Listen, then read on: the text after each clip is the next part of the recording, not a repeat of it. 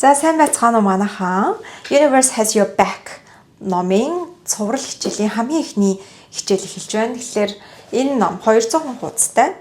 Дэлхийд даяар бүр сая хүмүүсийн амьдралыг өөрчилж байгаа ном байна. За миний хувьд бол 2018 оноос хойш ер нь бол Universe has your back-ийг нэг барьж аваад буцаж болоод аудиог нь сонсоод болол ингэ яваад байгаа. Тэгэд эхлэхээс өмнө бол хоёр хамгийн ойрын жишээ хэлж өгье. Яг Universe has your back номыг ашиглаад өөрөө хүссэн миний хамгийн ойрын зөвөр л одоо ингээд толгойд орж ирэхэд манай аав байна. Австралид ирээд аав нь ажил хиймээр байна гэдгсэн манай ээж манай охиныг харах гад ирсэн. Тэгээд аав нь хэл байхгүй шүү, англи хэл байхгүй шүү, аялын визтэй шүү. Австрал Сиднейд жолоо барьж чадахгүй шүү. Гэхдээ одоо гагнуур хийж чадна, төмөр зүсч чаднаа ингээд насаараа огт ажиллаж исэн учраас ийм ажил олмоор байна. Тэгээ өглөө эрт бас босмооргүй байна. Тэгээд бас тийм олон цаг 10 хэдэн цаг ажилламааргүй байна. Цөөх хэдэн цаг ажилламаар байна гэдгсэн. Тэгээ би аавд өмнө нь аль хэзээний нөгөө Universe has your back номыг яриад өгсөн байсан учраас аав та тэгээ дээшээ холбогдоод хэлэхгүй да, хүсэж байгаа маа хэлээд үзэхгүй да. Би одоо яаж биелүүлэх вэ гэж хэлээд өнгөрсөн. Тэгтэл яг аав ирсний дараа 7 хоногийн дараанаас бол ер нь яг аавын хэлсэн өдөр 2-оос илүү 3-аас ажиллаад орой 10-д тардаг ажил. Гагнуурын тэгээд зарим шаардлагатай үед болох юм бол төмөр зүсдэг. Тийм ажил тэгээд яг хамт ажиллаж байгаа хүн нь гэрээс ирж аваад орой гэрт хөргөж өгдөг. Тийм ажилд орсон. Тэгээд ер нь бол башиж жагаад явсан. Манай өөр нэг клиент байгаа. Universe has your back-ийг би бас өмнө нь ингээд йогийнхаа ангиудтай айгу ярьдаг байсан. Гэхдээ яг одооных шиг ингэж бүр цогц болгож хичээл болгож орж байгаагүй. Тэгээд тэр маань ингээд сая өөр хот руу нүүгээд ингээд шүрээ би ажил олмоор байна. Банкнд тэгээд шинэ хотод 4 хүүхэдтэй учраас би бүтэн цагаар ажиллаж чадахгүй шүү. Орой л ажиллах боломжтой. Орой 3-аас хойш нөхрөөгөө ирэхээр ажилланаа. Тэгээд яг мэрэгжлийнхаа дагуу тэгээд ийм уян хатан ажил хиймээр байна гэдгсэн. Тэгсэн чинь би за ингээд keep applying blah blah юм хэлсэн чинь яг энэ номоо дахиж барьж авсан байгаа манаа. Тэгээд тэрнийхээ дараах нь дараа 7 хоногт над руу ажилдаа орсон. Банкнд 2 өөр төрлийн банкыг ингээд нийлүүлээд customer support дээр нь суудаг. Тэгээд St. George нөгөөх нь Westpac үлүүдээ 2 банк байгаа. Тэгээд яг орой 3-аас хойш шөнө 11 хүртэл гэрээсээ тийм нэг том шалтгаан нь манай хүн гэрээсээ ажиллах хүсэжсэн дээ гэрээсээ ажилладаг болсон. Магадгүй имжлэг ч гэсэн үзэж байгаа. Манай клиент учраас тий.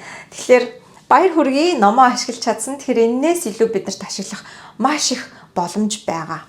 За тэгэхээр миний төлөвлөгөө юу вэ гэвэл энэ ном нийт 12 бүлэгтэй. Тэг би 2 бүлгээр нь базаад ингээд хичээл болгоод оруулъя гэж бодож энэ тэрийг илүү онлайн талаас ярихаас илүү яг энэ хичээлийг үзэнгүүтээ шууд амьдрал дээр хэрэгжүүлж болохоор тийм байдлаар хичээлүүдэд яриад ингээд явъя гэж бодож байна. Тэгэд энэ номыг бүр ингээд бүхэлд нь ярьж эхлэхээс өмнө нэг миний бодлоор бол зайлшгүй одоо бид нэр өөрсдөө мэдчих хэвээр нэг зүйл байгаа нь frequency буюу бидний өөрсдөөсөө гаргаж байгаа долгион байгаа. Тэгээ энэ долгион юу вэ гэвэл яг FM-ийн долгионтой адилхан. Би юу бодож байна? Миний бодол надаас ийм герцийн долгион ялгаруулж байгаа. Тэгээд яг би ямар долгион дээр байна? Миний амьдралд тэр долгионы хүмүүс, тэр долгионы эд зүйлс бүх зүйл яг тодорхой долгионд л оршиж байгаа физик талаас. Тэгээд тэр зүйлээ буцаад амьдралдаа татна. Тэгэхээр би ингээд гаднаа инээсэн ч гэсэндээ доторх одоо тэр долгионыг хинч хуурч чадахгүй шүү дээ, тий. Тэгэхээр би гаднаа ингээд инээж байгаа гэсэн дотроо нэг юм атаархалтай ч юм уу гомдолтой яваад байгаа бол миний амьдралд дахиад намайг гомдоох, дахиад би атаархах тийм л зүйлс надад угаасаа ирж наалдна.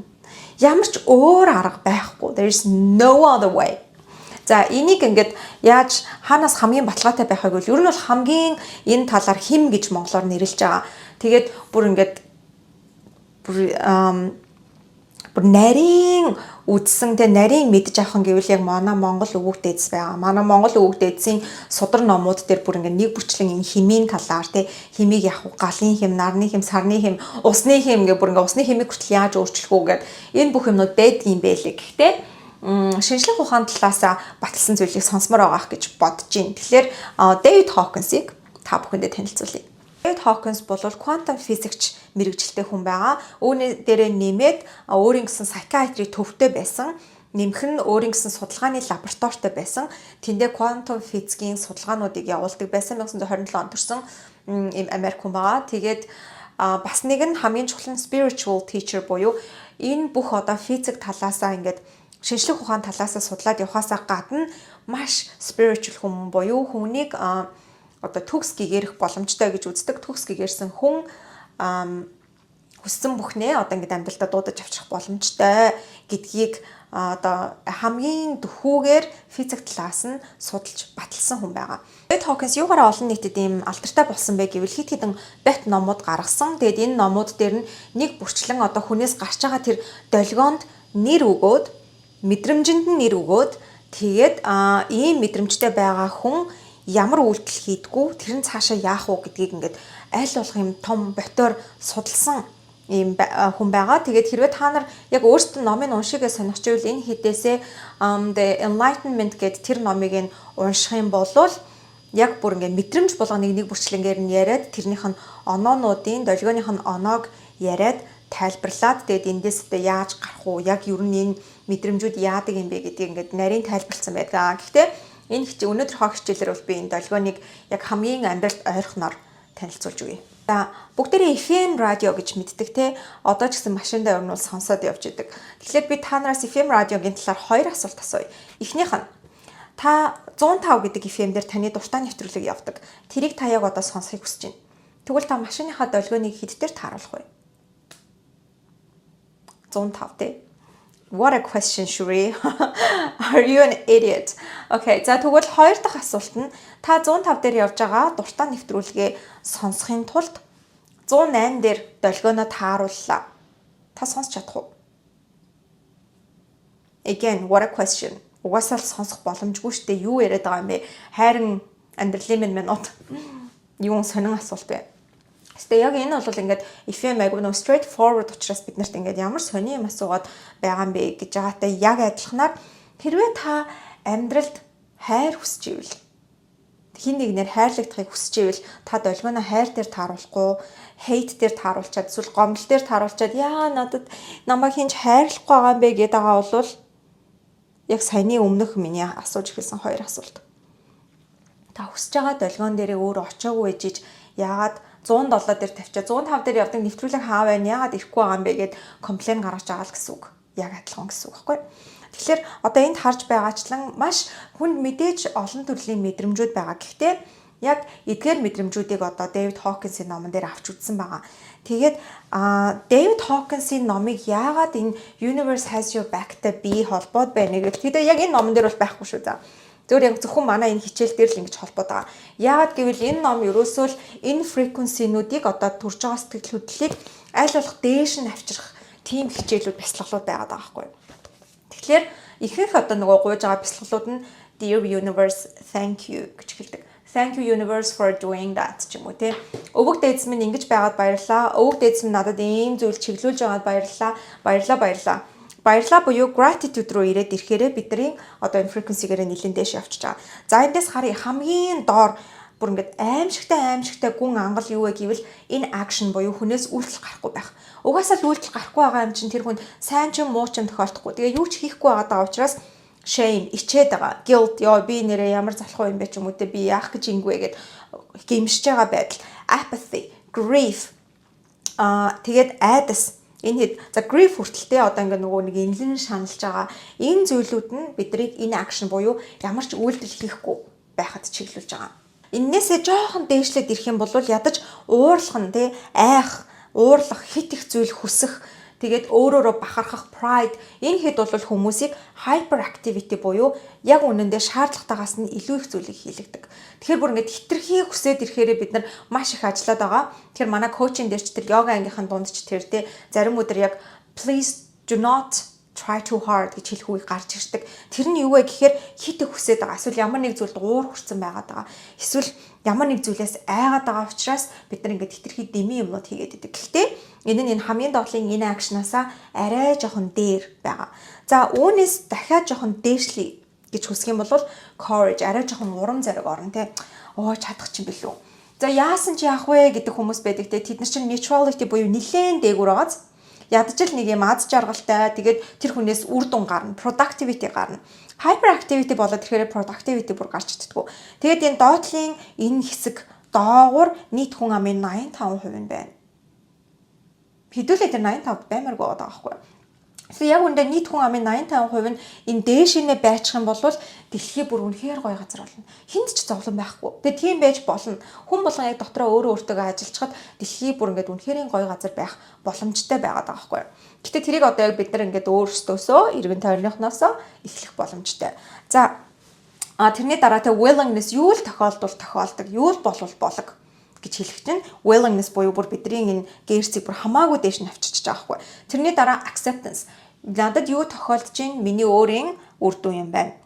Энэ зүйл надад тохиолдчихлаа, намайг нэг зүйл сургах гээд байгаа юм байна. Энэ зүйл тохиолдчихлоо, надад нэг зүйл өгөх гээд байгаа юм байна гэх мэтчлэн бид нарт яг ингээд акцент хүлээн зөвшөөрч байгаа. Reason байна. Тэгээ reason бас нэлээд өндөр дээр орж байгааз reason гэдэг нь миний үеийн үр энэ учраас эсвэл ийм зүйл тохиолдсон учраас ингэж юм. Энэ хүн ийм байгаа учраас ингэж ингэж аливаа зүйлийн учир шалтгааныг ойлгоод ирэх юм бол бид нар хамаагүй их аз жаргалтай тэгээд өөрөөсөө бүтээмжтэй болно гэсэн үг. За тэгээд үүнээс дээшлээд хайр болоод ирж байна те. Хайрын дээр юу гэж joy бүр ингээд баяр хөөр. Тэрний дараа peace буюу юу ч болж исэн амгалан тайвангаараа тэгээ тэрний дараа enlightenment буюу гэгэрэл. Гэхдээ гэгэрэл гэхээр айгүй сүртэй сонсогдож байгаа. Манай Монгол өвөг дээдс гэгэрлийг юу гэж хэлдэг гэвэл зүгээр л төлөвшил. Бид нар төлөвшөлт хүрчих юм бол гэгэрчлээ гэсэн үг монголоор бол. Яг энэ нөгөө шарын шашин ч юм уу болоод ирэхээр гэгэрэл гэмүү бид нар ингээд хөөрөөд явах гэдэг юм санагдаад. Гэтэл төлөвшил гэдэг чинь бүр яг үнэндээ улам газар руугаа үндэс рүүгээ буухыг хэлээд байгаа байхгүй. Тэгэхээр enlightenment-ийг бол би ерөөсөл төлөвшөх, бүрэн өөрийгөө ойлгох, бусдыг ойлгох, хайрлах, аливаа зүйлээс аз жаргалыг тэгээд хөгжилтэй байдлыг олж харах, бүрэн кайфыг мэдрэх гэж би бол ойлгож байгаа. Тэгээд төлөвшхийн төлөө миний хувьд өөрөө явж байгаа. Тэгэхээр энэ төлөвшил peace, joy, love гэд эдгээр тохиолдод ирэхээр энэ дээр одоо бид нар долгион маань байгаад ирэхээрээ бүр нөгөө нэг miracles те eat shit бу яаж юм болдог байна айгуу сонин гэж бидний ярьдаг те тэр манай аавын жишээ ч юм уу манай Universe has your back онсон манай client-ийн жишээ гих мэдчлэн ийм зүйлүүд байдаг мэдээж энийг үзэж байгаа та нарт ч гэсэндээ ийм зүйл тохиолдож л байсан байгаа. Тэгээд тэр үед бол яг илүү ёо би нэг л ингэж юмсан гэдэг тийм айц ч юм уу эсвэл ямар нэгэн ятаархалтай энэ ингэж махын би юмэ гэж байгаа үед хизээч хүн эд шид тохиоддог байхгүй юу. Харин ч тэрнлүүгээ улам доошоо ороод улам гүн рүүгээ ороод ингээл улам араасаа цохиулаад идэг. Харин болох хаа ингээд нэг үзэгдгий. Юу л болвол болог тий яасан ч яах вэ? Ятаж ийм байж байгаа үед бид нар гараас юм гараад идэг. Бүр тэрнээсээ тий тэрнээс нээжс минь ялгаа юу байхав. Яг үнэндээ энийг үзэж байгаа та нар надаас ялгаа юу байхав. Би өөртөө амар хайртай. Тэгээ надаас ялгаа юу байхав. Миний үр хүүхэд миний хань ээжлээс ялгаа юу байхав те бид нар бүгдээрээ л төлөвшгөө л явж байгаа ийм бяцхан сүнснүүд хүмүүс шүү дээ. Тийм учраас хэрвээ тэгж бодож бид нар чадхал юм бол тэнд яг эд шид тохиолдож эхэлдэг. Бидний эд шид гэж нэрлэдэг байгаа. Гэхдээ нөгөө талаас зүгээр л байгалийн хууль бидний өөрсдийн байж байгаа одоо хорвоод өгж байгаа бидний долгионтой тэнцвүүлсэн зүйлс нь л ирээд байгаа гэсэн үг байхгүй. За тэгэхээр бид нар одоо ингээд энэ юугаа бол ер нь ойлгоцсон тий frequency долгион тэгэд ийм долгион дээр байж иж бид нар ингээд адилхан зүйлийг авах юм байна гэдгийг ойлгоцсон. Тэгэхээр энэ ном юуг өгөх вэ гэвэл тэр долгионыг яаж солих юм бэ гэдгийг энэ ном өгöd байгаа гэсэн үг шүү. Тэгэхээр санийхаа ярингууд угаасаа би гинт нэг амар хатаархач ч юм уу уур хурж ирсэн яаж шууд хайрлах юм бэ? That's so weird. Тэрний хариу нь энэ номон дээр байгаа. Тэгэхээр хэдүүлээ энэ хоёр маш агуу зүйлийг нийлүүлэх болно. Тэгээд эндээсээ өөрсдийнхөө хүсэж байгаа зүйлүүдэд бид нар ингээ хүсгээсээ ч илүү зүйлийг яг үндэ авч болно. Frequency-гээ өөрчлөөл тэ ингээл гоё өвөг дээдстэй талархаал амьдраад авах юм бол бүр хүсснээс маань ч илүү гоё зүйлүүд ирдгээ. Тийм болохоор одоо энэ journey-д ингээ та хэдтэйгээ хамт эхлүүлэх гэж байгаа да. Маш их баяртай. Нэг нууц хэлж үгүй. Тэр нь юу вэ гэвэл долгионыг бид нар хуурах аргагүй юм аа.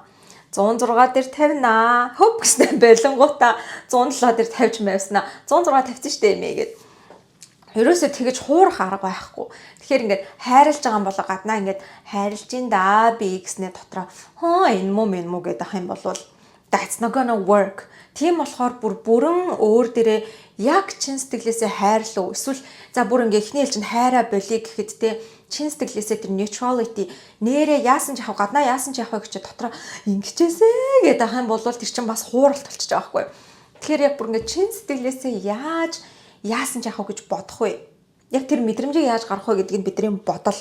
Тэгэхээр энэ болгон дээр одоо энэ сар бид нар энэ хичээлүүдээрээ дамжуулан сурах болно. Тэгэхээр өөрөөсөө хуурах ямар ч арга байхгүй шүү. За. Тэгээд энэ дээр арай жоохон дэлгэрэнгүй би бас зургийг оруулчих та хэд зогсоож агаад үзэж болно. Ингээд дараагийнхаа хичээлээр шууд энэ номныхоо бүлгүүдээс эхлэх болно. За дараагийн хичээлээр уулзъя. Баяр таа.